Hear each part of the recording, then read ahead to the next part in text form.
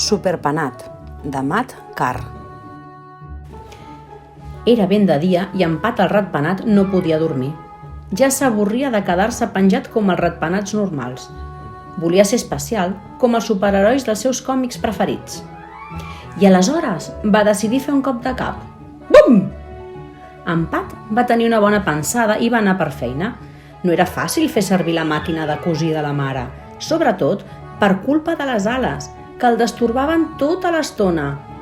Prou de soroll, encara és de dia! Però un parell d'hores més tard ja va tenir la disfressa acabada. En Pat es va convertir en... Superpenat! Quan els altres ratpenats es van despertar, es van endur una bona sorpresa. Soc superpenat. Va dir en Pat. Apa! Va dir en Gary. I tens superpoders? Tinc superoïda, Va dir en Pat tot cofoi. Ves, i nosaltres també, Van xisclar els seus amics. Sí, teniu raó, Va murmurar en Pat. Tots els ratpenats van anar a veure en Superpenat.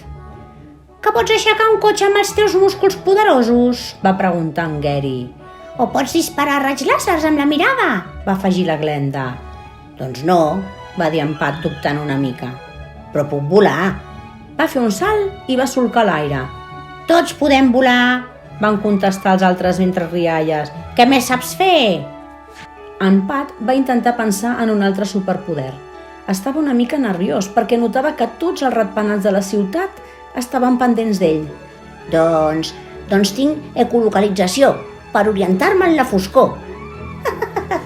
Tots els ratpenats van riure. Això no és res especial, tots podem fer-ho. En Pat va sortir de casa una mica moix. Tenia les ales caigudes. Tenia les orelles abaixades. D'allò de sentir-se especial, res de res.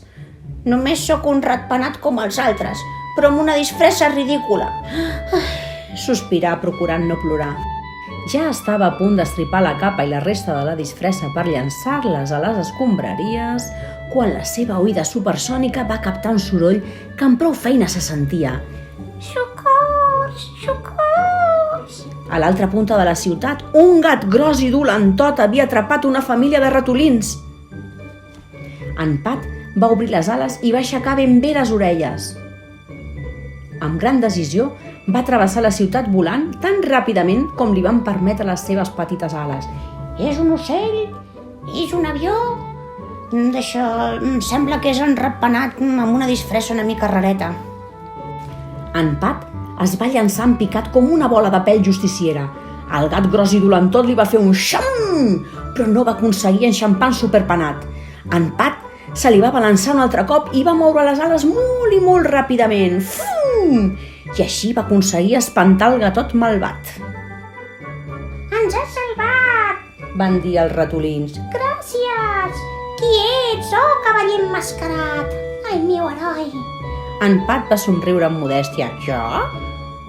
Jo no sóc ningú especial. Esclar que sí! Van cridar els seus amics ratpenats que havien seguit en Pat per la ciutat per admirar les seves heroïcitats. I sí que tens un superpoder, valentia.